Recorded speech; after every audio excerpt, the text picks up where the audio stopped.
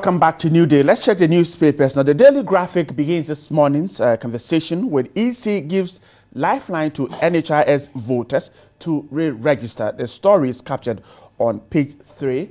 It comes with a photograph of Mr. Samuel Tete, the Director of Electoral Services at the Commission. We'll take a deeper look at that story later on. One other story that will draw our attention this morning is that Parliament passes Public Financial Management Bill. Officers who misappropriate funds will now be punished. We'll tell you more about that later on. The Daily Guide says NPP-NDC fight over results transmission and EC extends voter register. These are two issues that we'll also take a look at. Now, the Independent says Muntie 3 cried to Mahama, consider our families and grant us pardon. That's on the front page of the Muntie newspaper. The Today newspaper says EC officer accused of verifying NDC members at home. And we have the president there. We'll see what happens this time. And then NDC exposes NPP over e-transmission of election results. We'll take a look at that story. The Punch says, what does NPP want? That's a question General Mosquito of the NDC is asking. And the Business Finder says EcoBank, the Royal Bank, and GCB excel. And we're told that profits of Stanbic, Zenith, others are down. Government is to review industry growth downwards to 0.8%.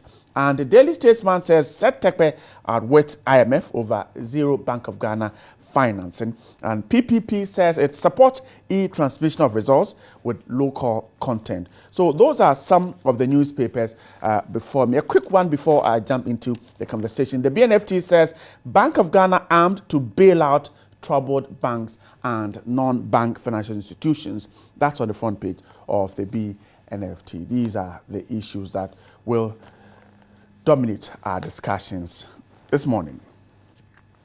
My guest in the studio to my extreme right is the president of the Accra Institute of Technology, Professor Clement Chidon. Prof, good morning once again. Good morning. I hope you're doing great. Very well. And working into the weekend in a great style. Looking forward. Grateful. And then to my right is the aspiring member of parliament for the Bolga Central Constituency, Isaac Adongo. Isaac, good morning again. Good morning. And thanks so much for joining us. And I hope the campaigning is going on well. Yeah, we're building up. Great. Yeah. To my left is the National Nasra Coordinator of the NPP, Kamaldeen Abdullah. Kamal, good morning. Good morning, Bright. I hope you're doing great. Terrific. Great. Gentlemen, welcome.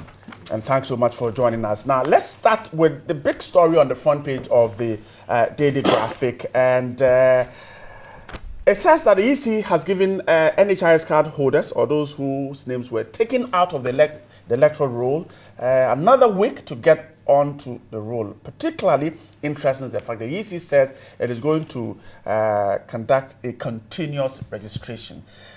That is an issue that will take a lot of time this morning.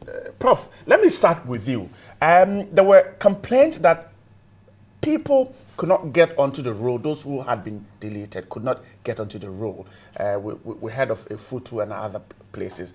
And there were concerns that give them more time. So the EC is simply making sure that everyone is satisfied going on into 2016. Is that how you see it? Well, good morning to your viewers and listeners. Yes, I see it that way and also know that way. My main concern, we started with 56,000. Right. Who deleted names. And then so far we had less than half, about 24,000 who went and registered. We want to know why. Why less than half show up? Did they know that they register with the NHIS voters? Some of them may not even remember. If they did? If they did. There is that possibility. They may not even remember what they actually used to register. So all these things we are talking about for them is just shadow bossing. They even don't know that their names have been deleted. Or they are actually too much engrossed in their daily issue of keeping body and soul together that they will not bother about this. Yeah, you're suggesting that the published names by the EC perhaps did not get to them. But Brad, how many people read a newspaper? The nearest some people come to the newspaper is just what you just said. The front pages? The front pages. How many people buy the newspaper and read the newspaper? I bet you a lot of those people out there are likely to be disfranchised at the end of the day, willingly or unwillingly. we had 10 days. Is that correct? They were given 10 days to the right. And 10 days, less than half, show up. We are told about 30,000 more. Very good. So there are 30,000 no-shows. Where are they? Are they also in this country? Did they know their names have been deleted? Did anybody tell them that your name have been deleted? Probably they are actually oblivious of what is going on. So there's that element there. We need to bear that in mind. It's not just about logistics at the registration side. That possibility is there. You see, for a lot of ordinary Ghanaians, you may think that politics and this registration election is the curriculum for them. For most of them, it's extracurricular until the election day. A lot of these guys who didn't show up will show up on election day. On the day of voting. And then they'll look surprised. Why can't I vote? He said, well, weren't you in town when we were asking people whose name have been deleted? He said, well, I said, how do you know, how will I know that my name have been deleted? Well, we publish your name in the papers. Who told you I read the paper? So that element is there. We must be conscious of it. But I just hope and pray that this additional what? How many days? 1 week. 1 week. We may go beyond the 50%. As a nation, we must decide what will be the threshold for that to be comfortable with. If you get about, say, 60%, 70% of those people showing up, can we proceed? But until we must have a plan B in place as a nation. If they don't show up, if the number who show up is not too far away from the 50%, which means that less than 60%, we must have a plan B. A plan B probably at election day. If we don't have that plan B, then what we are saying is that you are finished. You're not going to get anywhere. When you show up on election day, we're going to kick you out. But I think we must have a plan B. But we can't make that decision now until after this additional days. I think there's element of those people there who just don't know what the hell is going on. I'm grateful, Prof. Mr. Adongo, Prof is talking about a plan B and suggesting that perhaps we might end up not being able to even do half of the 56,000 plus. Yes, good morning to your cherished viewers and particularly to my constituency, Volga Central constituency. I think the issue about taking our rights and responsibility to engage fully in the electoral processes is something that for me has not gone down well with Ghanaians. I was at the field, and it will amaze you. It is not just the people who were removed from the register because of the NHIS. How many people have actually gone out to check even if their names are there, whether they registered with NHIS, they registered with any other mode, the exhibition of the voters register, the means through which you have the right to cast your vote. How many people have gone out there? So there is a general problem of the Ghanaians' attitude towards the last day. I will not be surprised that most of these people are thinking, oh, I will go and do it. They are not even aware that there were two streams. There were two streams running. That the timelines for just verifying your name that you are on the roll is different from the timelines for you re-registering because you used an NHIS card and your name has been deleted. So they are unable to tell that these two things are running concurrently and the timelines are not the same. So there are people who are simply waiting for the last day. And Ghanaians, I can assure you, even if you give them these 7 days, it will still be on the last day. It is on the last day that everybody suddenly realizes that there is an activity that I should have been involved in. And then they'll start rushing, and you see the numbers, and another appeal to extend will come up again. And so it is not an issue about how long you engage the process. If over the period that we are dealing with, we're having long queues, okay, and so because of the long queues, we are unable to satisfy everybody, then it makes sense to say that you should extend.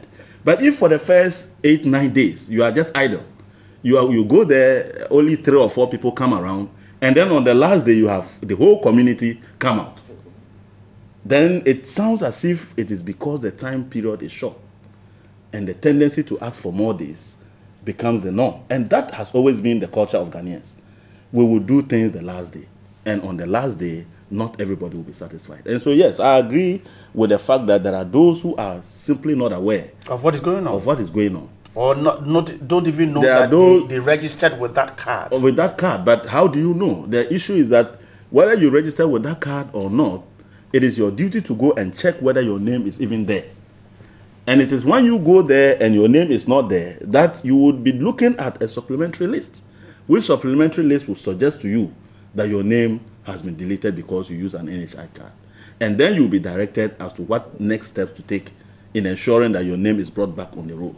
So if you don't even go there, you don't just take an interest in what is going with the general exhibition, then it becomes problematic. And my feeling is that some of these people were simply not aware that there were two timelines that were running and are likely to be rushing on the last day, only to realize that the time that they gave them had expired. And so the 1 week extra is very important, but it means more education and more awareness should be created. Zadonga, I'm grateful. Come on. Well, I think we're dealing with two issues here. Once again, a very good morning to my co-panelists and those at home viewing us. We're dealing with two issues here. Re-registration of those whose names, as it were deleted. And again, taking cognizance of the fact that you are a voter in this country and that there's a process called the exhibition of the electoral roll. Now, these are two issues. And I like when Prof says that there are many who are out there who do not see this electoral process as a curriculum at all. Okay, and therefore see it as an extracurricular affair, and therefore they would not actually be active participants in it. Now, the onus would lie on the electoral commission to ensure that publicity indeed is very high on matters like this. Now, if you say that you have given 21 days for exhibition of the voter register, and at the same time registration of those who you were ordered to delete and re-register, okay, how well have you communicated that to the people out there is a question. Now, we have information vans in this country. There's no district without an information office. As to whether it's functioning, and if it's functioning, of course, have we actually had the EC approaching the information services to use the vans in the areas where newspapers, like Prof said, are not even available? Because I know for instance, that in Bolgatanga, where I was born and bred, okay, I get the daily newspaper the day after. Even today? Today, yes. This morning, you will not get it there. Maybe now that we now have domestic airlines moving, but hitherto it wasn't the case. Okay.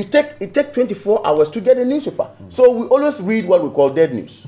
Okay, that even sends people away from the newspapers. Because the fact is that I will have to resort to my radio or resort to the local van that is going around, making it. So have we used it? I'm yet to cite one van going around informing people or trying to whip people to come out to actually check their names or register if you are deleted. Okay, so, and again, the centralized nature that the EC have adopted to register these people is problematic. You tell me that when I go to check my name, to check for my name, and my name is not in the register, I would have to go to the EC district office to get registered. There isn't a center created, and not all centers are allowed to do this registration. Why didn't you just facilitate the process by providing the registration kits at the said polling station? So that when the person comes to check his or her name and do not find the name, quickly at that point, you can re-register and move on. But I come to check, you tell me now, go to my district office. Maybe, for example, this is a district capital. From Sola to, say, Tuna is a journey.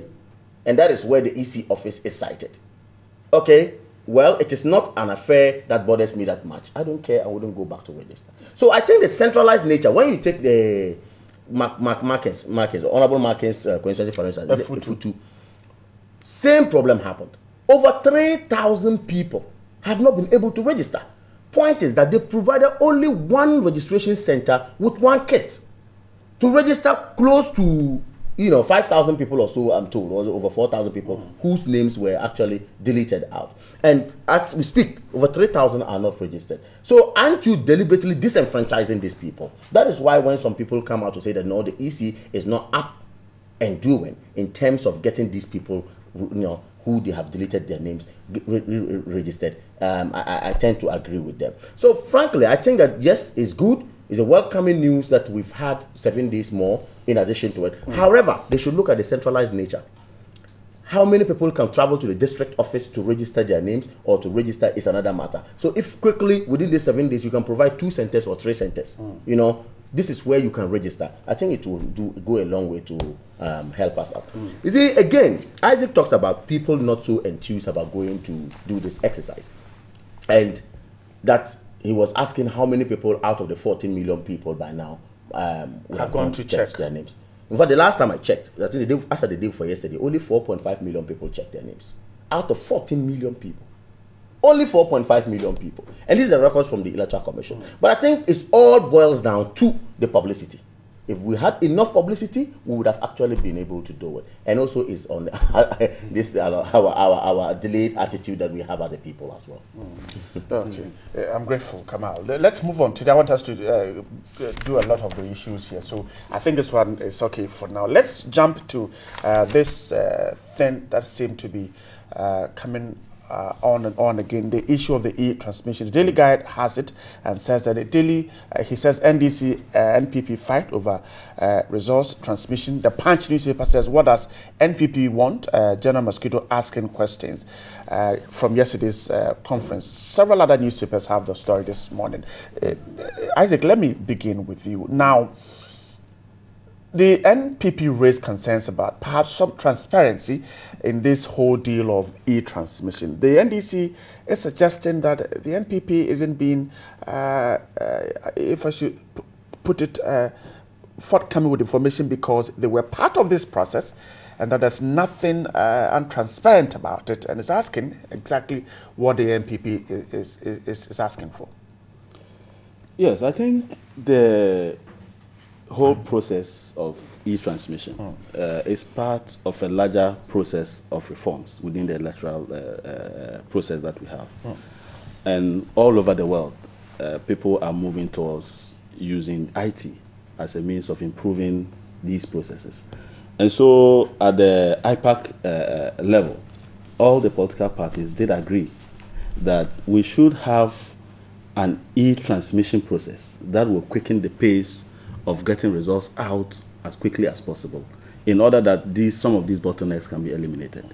But even then, it was agreed that because of possible challenges to do with the transmission of the information, particularly from rural areas and other places, those results should be seen as provisional until you have the certified copies in order that you can then make those results, what do you call it? Official. Certified. Yeah, certified. Right. And so it became a bit strange when all of a sudden we were hearing that the NPP was not comfortable with the process. And we do know that even the late Jacob Obeche was one who proposed this vehemently as part of the reform process, and it was agreed. And this is a collective decision. Once a collective decision has been made, and you feel strongly that you want some improvement to occur, I think the best place to do is to go back to the same place and to try and convince your colleagues that you have a position that is tenable.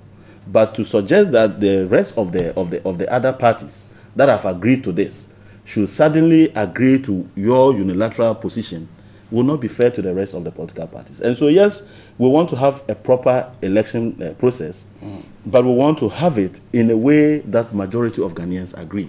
And once that decision has been taken, involving the NPP itself, I have a challenge if they still now feel that e-transmission is something that they don't want to carry on.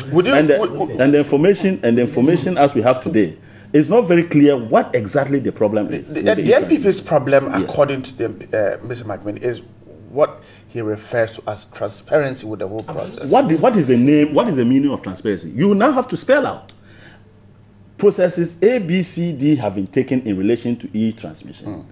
You are uncomfortable with that process because there is lack of transparency in one or two. You are unable to tell us exactly. You see, that's an omnibus word. You can't hide behind a word such as transparency without telling me what you mean by transparency. Transparency in this process means what?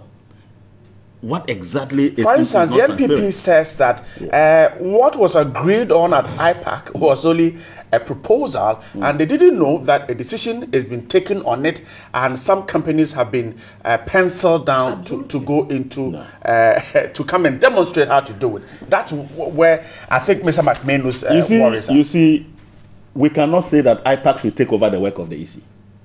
You want to suggest that if EC is applying the procurement process, IPAC must dictate how the procurement process to execute a particular agreed activity should be done? I don't think so. The fact that you have made an input, you have made a proposal, that proposal has been accepted and is being implemented, does not suggest that you take over EC now. IPAC does not run EC, and therefore cannot suddenly be interested in saying that if you want to do a procurement of the people who should participate in this exercise, I need to know who they are, and I need to take part in the procurement process. EC has its own mandate. And as long as EC is not violating any of its laws, we cannot have a sub-body which was created by the EC as an advisory body in any way. It's not even backed by law. Right. To now be taking over the work of EC and be dictating to EC how it should go ahead with this procurement process. And you see, I have a challenge with NPP, having a challenge with almost everything EC. That posture is completely wrong. Come on. Well, so is it that the NPP is not explaining itself well? We surely know what we want. If Asidu Nketia says that, what does the NPP want? My answer to Asidu Nketia this morning is that all the NPP members in this country and and citizens of this country, all they want is to see a very fair, transparent, and of course, clean elections. That is all that we're looking for. So that's my answer to Asidu Nketia. The point is that we're in this country, when we read in the newspapers a statement issued by a minister of Interior telling us that STL were contracted by Electoral Commission to transmit results of the 2012 general election. The EC come to say otherwise. No, we did not contract STL to transmit. Look at the confusion. Today, as we said, on August 8th in 2017, Kenya is going to have their general elections. Already, the Independent Electoral and Boundaries Commission of Kenya has had cause to invite all the critical stakeholders herein referred to as the political parties to look at their process of transmitting results electronically. Question is, and a very big question, Electoral Commission. Yes, we agree IPAC is not binding on you, or decisions taken from IPAC or on IPAC meetings are not binding on you. It's not law. But by convention, we have all grown to agree that whatever is discussed at IPAC is to get the critical stakeholders in our electoral process in this country accept it, and then you move on so that you will be able to see, you'll be seen as somebody trying to enhance transparency. My good brother says, why do we use the word transparency? Why? Without transparency, how can we be sure of fairness? Are you suggesting the NPP was not involved in this? No, the point is that in February this year, the EC issued out a piece of advertisement advertising for companies that will be able, or that has the capacity to transmit results, electronically. On the blind side of all political parties. No, of course, fine out. Let me continue. You go ahead. They have not in February this year. Now, when we asked, they said no, they want to ensure that they enlist those companies, get the companies on board, do whatever. Then they invite the critical stakeholders to come and look at it. I agree, no problem. We are not attempting to as it were, always burden the Electoral Commission to do everything within our own, as it were, interest. But then they should do it in the interest of the nation. But see, the point here is, Asidu Nketia sits down and openly tell Ghanaians that he can say for sure the government has even given money for EC to procure scanners. When the NPP doesn't know, aren't we critical stakeholders in the process? But the EC has a budget to run the election. The scanners are I have no problem. Wait a minute. If you the scanners, yes, we are not departing from the fact that we actually made a proposal. You see, when it was demanded that the reforms ought to come in and all that. And our late chairman, may he rest in peace, Jacobi Chebilamte, signed to a proposal from us, gave it out, and then, of course, cited the issue of transmission of, as it were, results by scanning the pin sheets. And having scanned the pin sheets, then they send it. Because the law is that the electoral commissioner, who is supposed to be the presiding officer for presidential election, who is supposed to be the chairperson, the returning officer of the presidential election, right, is supposed to at least have cited the results as it is from the ground. Now we said that, okay, let's have some scanners, scan them, then see how it could be transmitted. I agree with that. But point is, 2 years down the line, if in 2014 or 2013, this issue came up, and now you want to take it up, okay? And of course, we are in a critical time like this, elections. Then you cannot involve all political, just to involve them. Let them feel that, yes, we are part of the process. So you are just saying that the EC should have officially told MPP that we are procuring scanners. So that they give them the specifications. It's not just MPP. It's not just MPP. All parties. Because the NDC seem to know. Yes, you see, point is that these are devices you are going to use during the election. Okay. These are equipment or kits that you are going to be using. And it is important that every critical stakeholder knows that A or B or C or whatever is going to be used at the polling station. Okay. Then we educate same to we turn same to our agents who will be there. And provided by law, the law says we should have agents there. Now, if I don't know at all that you have actually had these devices in place, you have actually had companies in place to do XYZ, only for you to come and say, come today, come and check. I've had these people to come and do XYZ. Then I ask, what is the process? Okay. How did it go? Because this is about results. Okay. So when we ask these critical questions, somebody sits there and say he doesn't know what we want. It is important we keep the EC on their toes to ensure that electoral process in this country is clean and fair and accepted by all. That is what we are doing, and that is what we want. And I believe you, as a journalist, also want to see Ghana being free, okay? And you want to see a free and fair and transparent election in this country. Otherwise, we are nowhere. We are protecting our democracy. That's what we want. I'm grateful. Prof, so simply asking that every step should be made known to all parties, perhaps it's not asking for too much. Well, Bright, as I sit down here listening to my colleagues, it's very clear to me that in this country, we are getting ourselves into the mood of not listening to each other. I think the two parties are saying almost the same thing, but coming from different angles. Now, first, let me make this point. Electronic voting, I'm not even talking about transmission of results. Electronic voting is now being practiced in a number of developing countries. For your viewers, what I mean by electronic voting here is very simple.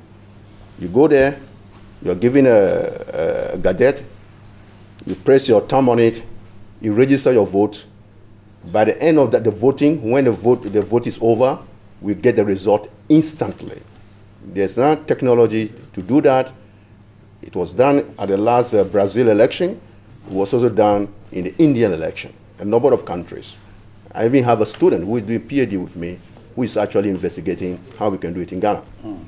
So electronic voting is becoming the order of things. Of course, electronic voting also has its problems. The system can be hacked, but there are ways to resolve it. That's the point I want to start from.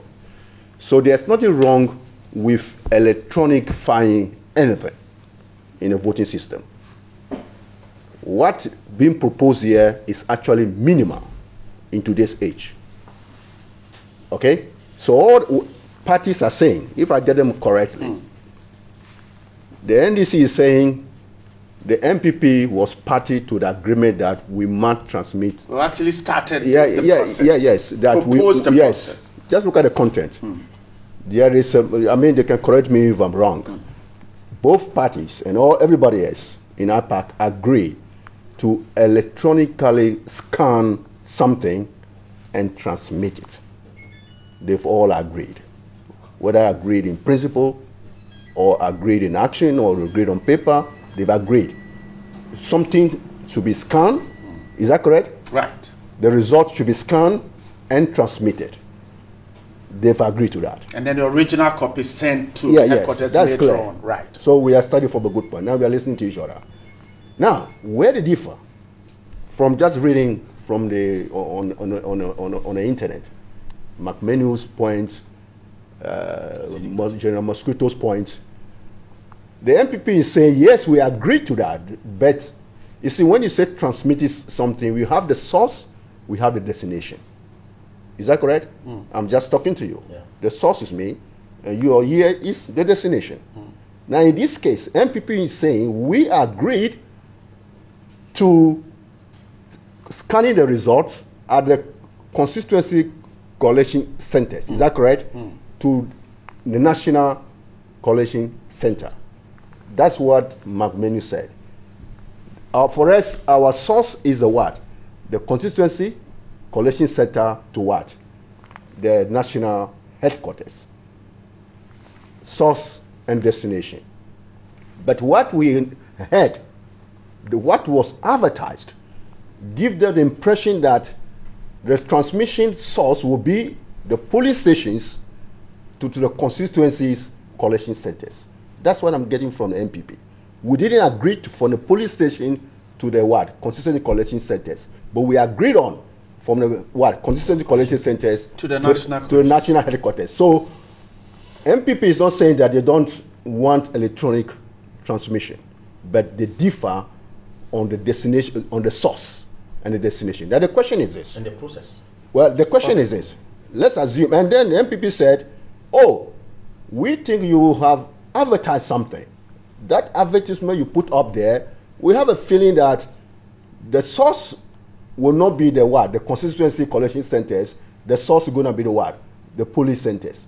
Just from reading the advert. That's what we got. We can go into that too. Now let's talk about the advert. Does the EC has a right to put an advert? Of course, yes. They must invite bids for companies who think they are competent enough to do this. And the EC is also saying, guys, we just put that advert, talk to the technicals, and later on we'll be calling you people in to discuss it. They also said the same thing. So you see, when you look at the debate, there does not seem to be a lot of disagreement on the fundamentals, but when you listen to some of our colleagues, you find out that they are fighting over issues we the ordinary citizens, we're not quite clear about. For me, probably my colleagues are here, they can tell us again. Do they all agree on electronic transmission of some result from some source to some other source for this thing? Yes, they did. Did they agree from the constituencies, collection centers to the what? The national headquarters. If that's what they agreed on, did they also agree from the police centers to the what? The constituency collection. You see, this is the point. If they did agree on scanning the results at the police centers, scanning the results at the police center to send it to the constituency collection center, then at the constituency center, you now have a scan result. Is that correct? You have a scan electronic result, which you can what? Retransmit to the what? The headquarters. You may say probably that is not the way to do it. Let's get the physical results from the police centers to the collection centers, the constituency, and then we scan from there. So these things can easily be trashed out if we all sit down and listen to each other.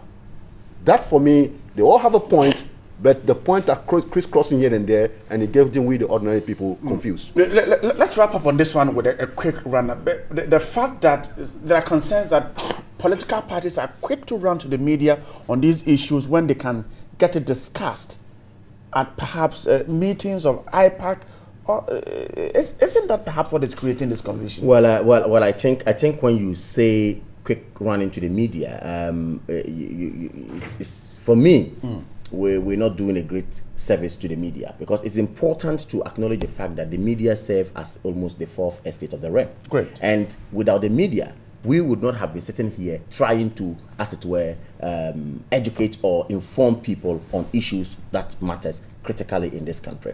Election is a very critical component of our democracy. And any matter that has to do with our elections, okay, especially when you have an electoral commission where many a times they come to say this and the next moment is a different story. I remember clearly last week, the same electoral commission came out to tell us that there wouldn't be extension whatsoever to the days that they have given. Only for them to come yesterday again and said, okay, we are issuing this. Now, that is where the media is important. We have not said that we have not reneged on our duty to attend to meetings at IPAC. We do. Point is that Asiedu Nketiah himself in his press conference did mention that this e-transmission issue came up somewhere 2 years down the line. Now, how many IPAC meetings have we had from 2 years to date? Countless. Okay? Now, if you have all these meetings and the e-transmission could not even come up, then I think that somebody is well placed to have raised this matter in the media to at least get other people informed about what is happening, then the Electoral Commission would also know that, no, we need to set up. The question I'm asking, couldn't that concerns you're talking about have been raised at IPAC meetings? Why? I can tell you for sure that, yes, issues of this nature were raised at IPAC meetings, maybe during AOB or other any other matters or so. Now, if these issues were raised there and were not even substantive agenda or were not part of the agenda of the meeting, and somebody had cause to raise it, I think in this case Mark Menu had cause to raise it, it means that it's of importance. And if it's not given that needed push, of course, he wouldn't be wrong to have said it in the media that XYZ is going to be done, or we cited XYZ in the media, and we think that the process is not transparent enough. We want to know the channels by which they are going to transmit. We want to know the machines that they have procured and how capable those machines are, and who is the company that's going to do this, so we all agree and then move on. It's just for the quest of the transparency that we all need. I think there's nothing to actually fight about on this. Okay. Mr. Adongo, wrap up for me. I think first we should parties not, and perhaps discussing issues where we should not be misleading the public. The issue of transmission is not any other business. Unless Kamal can show me the particular meeting at which the issue of transmission, electronic transmission of resource, was discussed as any other matter. I think it's only suggesting. What I'm saying is that yes, it just came up. Yeah, but don't just say that it was probably just discussed as just any other issue. What I'm saying is that this is a very serious matter. What the MPP is crying foul about is to micromanage the Electoral Commission. Oh no. Listen to me. No. If the Electoral Commission agrees that it wants to, we have agreed that we want to undertake electronic transmission, Electoral Commission itself must be interested in seeking expert knowledge on this matter, must be interested in engaging people who have the competence to do this work, and to be able to come to a conclusion that it can share with the rest of the stakeholders, or to be able to come to a process, that it can share with stakeholders. And merely you put up an advert. The question, why didn't you tell me before advertising? Why didn't you tell me before you are asking people to submit proposals that they can do A, B, C, D, and E? You have a budget to run. You submit a budget to the the Minister of Finance for your allocation to be granted. Of course, your documentation involves some of the things that you want to use it for. And so as a government, you get to have that information. And MPP is saying, why is it that the government in power, when granting funds to EC, and EC indicates that I'm going to buy scanners and the rest, you cannot speak to that because MPP has not been told about it? How can you run a country on this basis? EC is a body mandated to carry out its own functions. And ought to be independent. Yes, it is independent, but it works with taking funding from government and from the public purse. No, I disagree with you. EC, who funds EC? They do. EC draws from public purse. And the public purse is managed by government. And so government gets to have priority information on some of the requests that they have made. It is not to suggest that government is in bed with EC. No. And so if EC tells us that, look, as part of the process that we have agreed to carry out for the year, our budget that was approved, we want you to make a release to us and then indicate what you need the releases for. And I am aware of that. I shouldn't speak because MPP would think that I'm in bed with come on, I'll come to you. You are misconceiving the functioning of managing the public budget with specific institutions and combining that with the stakeholder consultations that goes on in order to define and agree on certain activities. And I'm saying the best way, I would have wished that as we speak, Mark Menu or MPP had a letter probably sent to the EC. We've done that. Agree, spelling out certain difficulties that you have and not being heard or listened. But you see, the tendency to, when you disagree with the EC, especially when you are not the only stakeholder, there are several stakeholders, and you disagree, you quickly go to the press and stampede the Electoral Commission and get the whole country into a mode of confusion. Let the whole country believe that somebody else that didn't want free, fair, transparent election. That is exactly what NDC has stood for. Do you have a problem if the EC, for instance, decide to send the number of pens they will need, the number of erasers they will need, the number of scanners they will need? Do you have a problem if they send this to other stakeholders, including the NPP? Is it doable, given the timelines? In fact, is that how organizations are managed? Is the way it's supposed to that you now want the political parties to manage EC? No, we have. That would be micromanagement. Please, listen, let us not say that because we have a stake in the elections, we automatically become the EC. No. And must run No EC. one has said You didn't answer my question. No, Would you have a problem with it? I'm not EC. If EC will be comfortable with that and say that its mandate should now be supervised by the stakeholders or the political parties, that is for EC to determine. Right. But for me, I will be very surprised that if it happens, EC should allow itself to be micromanaged. Right. It must stand firm, okay, and be a proper arbiter of this matter. The EC, as far as I'm concerned, has been bastardized by MPP right from day one. Anything is, I can tell you. All right. Let EC now even say that, come and show me the pens and pencils to buy. And they'll go out to say, this is an incompetent electoral commission chair. Okay, we never saw that under Faliga. Now even their pens, they call us to tell them. I mean, okay, all right. That's just a joke.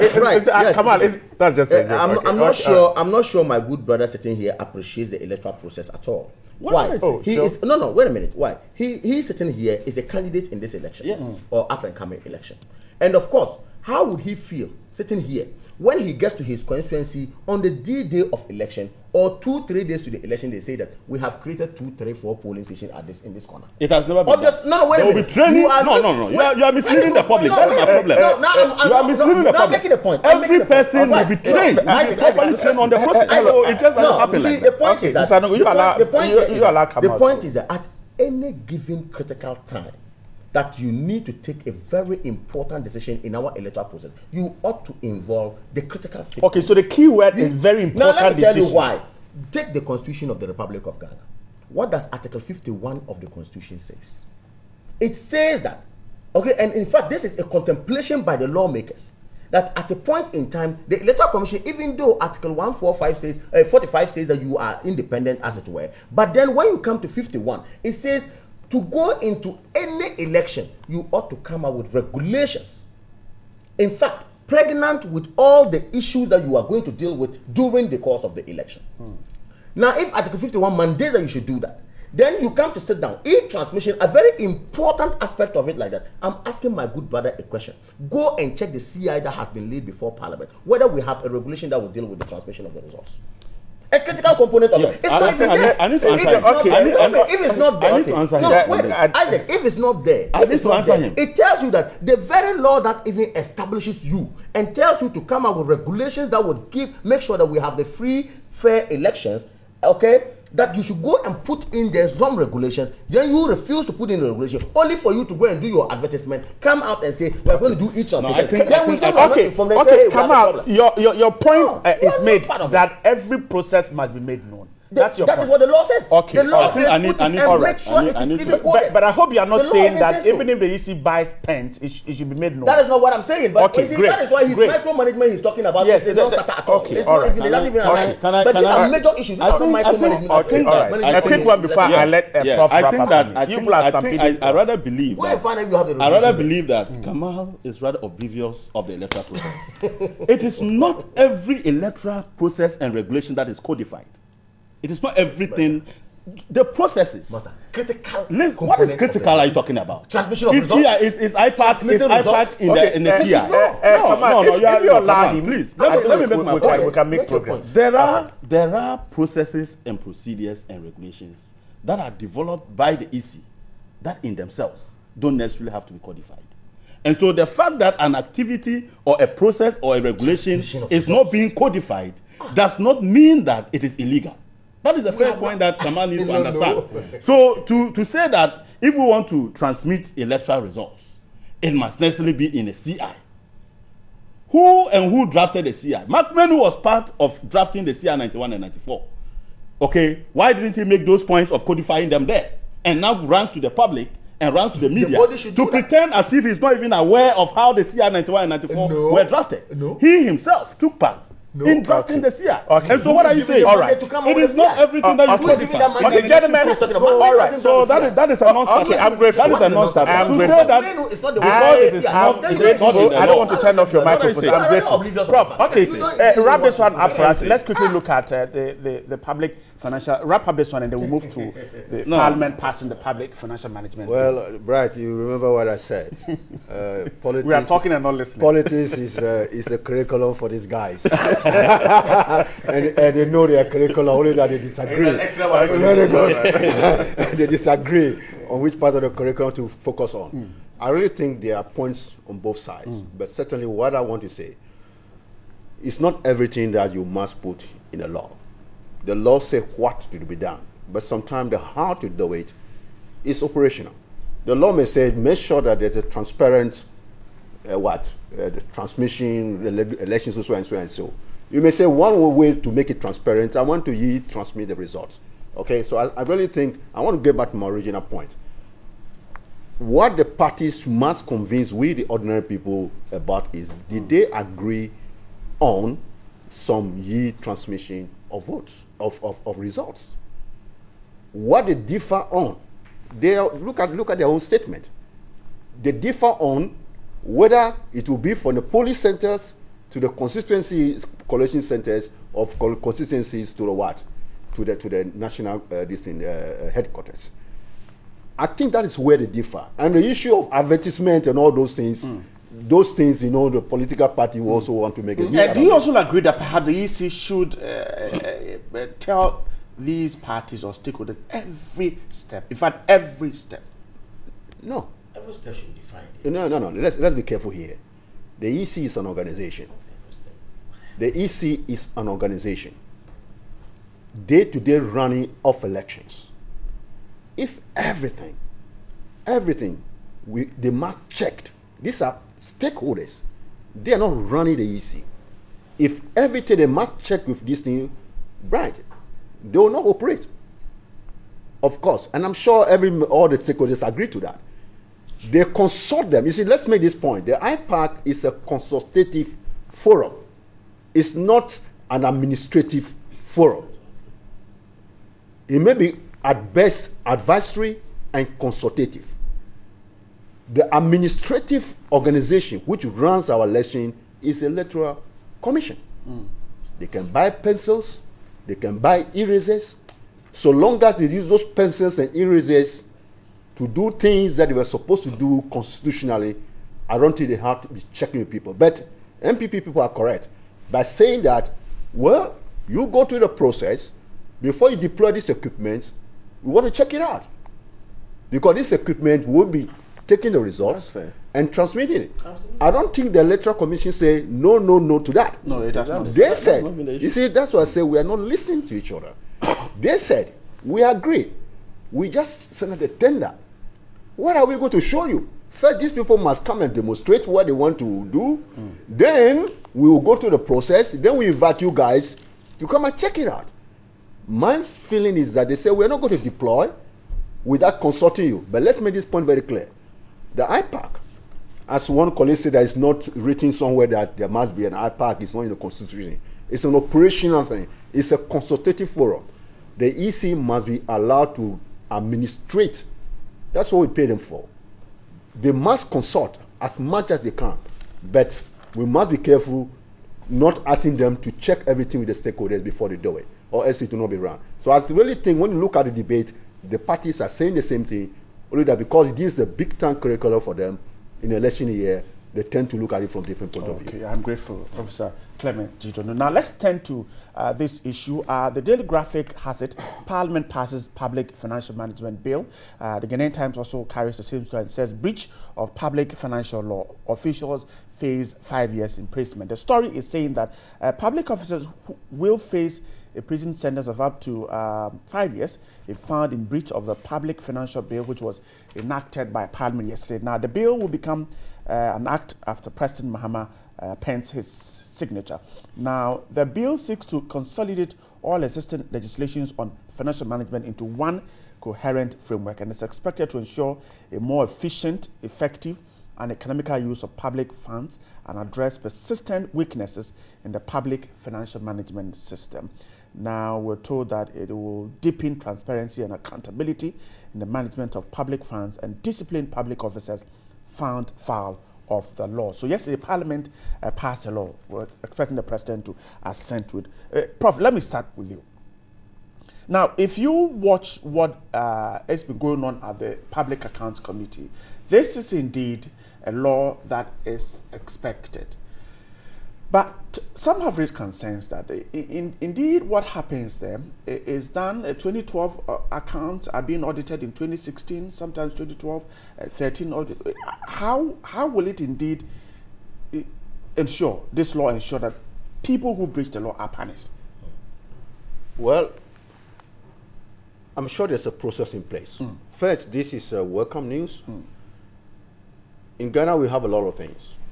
We have free air. We have a lot of views and opinions on a million things in this country. But one thing we are short of is money as a country. A lot of the discussion we had today is part of the fact that we don't have the resources to do A, B, C, D. That is why we're having problems. The NHIS issue, so part of it is resources. If there's resources, the EC could have actually gone to the, what they call it, the polling places and make announcements, do all kinds of things. So resource is a very important thing, fundamental to everything we do in this country. So the little we got in terms of money must be well managed. And I think this particular bill is in that direction. As of the issue of punishing, of course, if you have little money and you want that money to go as far as possible, you want to make sure that you efficiently manage that money. And also, this bill is also going to look at the debt management issue. I think you could see the IMF, the World Bank, people's fingerprint all over the place in this bill. Okay? They're insisting on those things. You must pass this bill to assure us that you can manage some of the money we are giving to you efficiently. You know, some of the, in fact, our budget, part of our budget are supported by some donors. Okay? They want these things in place to be assured that the little we are giving you, since you can make some yourself, you are well managing it. So I think this is a welcome news. How would they be punished? Well, we have laws in this country. Once this is passed, become a law, and the body mess around, we want to see how this will be operationalized. Because if a public servant costs us money, make us lose the little pennies we got, it must be punished. They say 6 months to what? 5 years. 5 years. We look forward. I hope this, I will get a comment from our political colleagues in a minute. Whether let me predict that they will not disagree. They will not disagree. But let me not prejudge them. Okay. But I think this is a welcome news, and I think that we should go ahead but make sure that it's implemented. I look forward to the first prosecution on this matter.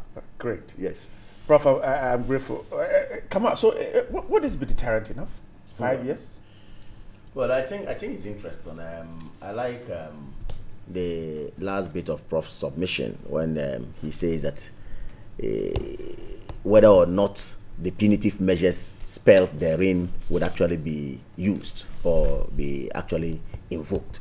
You see, the point is that we have all the fine laws sitting in our books, all the laws you can think about, beautiful laws.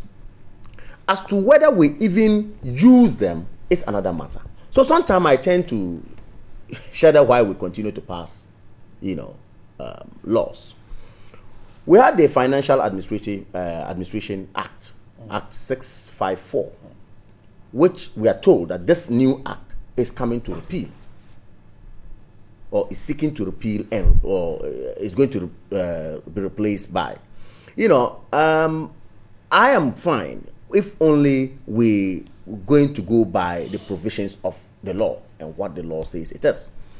Look, 2012 in an election year, with even the Financial Administration Act in place, how much money went down the drain, raising our deficit so high that we've never seen?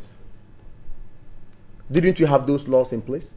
Didn't you have the management of the public funds, as it were, act in place, which is the Financial Administration Act, Act 654?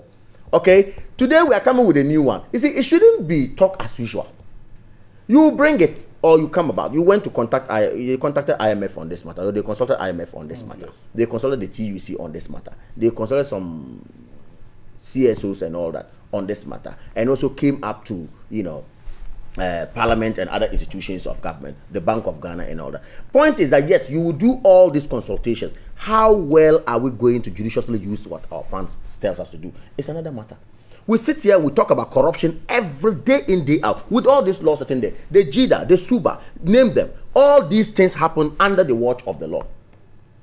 So for me, yes, I am also going to be one of those who are not so sure of the usage of the law, but better we have it than not to have it at all. So let's pray and hope that Parliament, in their thinking to have come up with this law, we as a people, including the executive, the president is there to accent to it. If he does accent to it, then we as a people should also ensure that we are going to get this law working and working so well. If not, the looting in our system is so high, to the extent that a judge has to tell us that this country is now termed as great loot and share country.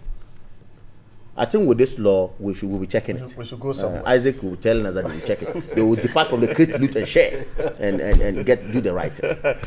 Zadogo? Yes. Okay, so 5 years. It's very interesting how we politicize positive development into SUBA and all those things. But this is one law. This is one law that I will tell you goes beyond a government in power. This is a law that is supposed to be a legacy that will reform our public sector financial management. We are focusing too much on the sanctions regime, but this law has more than sanctions.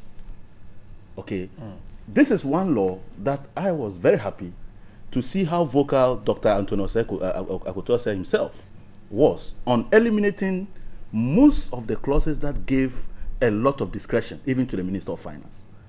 It tells you that as a country and as Parliament, they believed that as a country we needed to take a common position in dealing with key challenges to do with our public sector financial. So it is not just about the 5 years and the 6 years. Yes, those are very important. We know that Public Accounts Committee has had challenges with even reviewing the Auditor General's report and recommending sanctions. And so this is going to strengthen that. What we don't have in the Financial Administration Act is catered for in this act. This act is supposed to ensure that some of the challenges we are having, even to do with overspending, is kept. And so budget credibility is a key focus of this bill. This bill, we also know, is very key in ensuring that there's transparency in the processes that allows us to properly manage our public sector financial system. We are also aware that this particular, bill would allow government and the rest of the country to have proper control on ensuring that execution of budget has some level of certainty and predictability. And so there are several strands of this bill that in the end would inform how we manage public sector finances. My big brother here mentions the fact that we have problems with money. But we do know that the weaknesses in our system, the systemic weaknesses in our system, are allowing some of these funds to go down the drain. And they are not often politicians who dissipate these funds. There are public officials that are employed to manage the public affairs who are dissipating the funds. Just read the Auditor General's report. It's replete with people who are in administrative positions that are doing some of these things because the systems are weak. And if you combine this with the new electronic migration that we're having with our gift-made system, we should be able to improve largely, even on making sure that we are properly able to account for government obligations in a year. Now, it is difficult to tell how much government owes, okay, because we are using a system that only captures obligations when cash is paid out. Okay, so when you even award a contract and the activities are being carried out and the certificate is even raised, until it gets into the system, you won't even know how much you are owing. All these are going to be kept by having some of these stringent rules and regulations. And so for me, the new bill, the Public Sector Financial Management Act, if it is passed, if it's finally assented to, it's actually assented to by President, would be the panacea for addressing several challenges to do with our public sector financial management regime. And it is not just the sanctions regime that we are looking at. But of course, politically, when people see 5 years, and you can see the banner headlines, the focus is on 5 years. And we are more interested in the 5 years. But we are losing sight of the fact that a lot of monies will be saved, a lot of efficiency will be brought to bear, and a lot of transparency will be brought to bear in managing public. We're not just interested in the 5 years. What we're interested in is the law not being in use.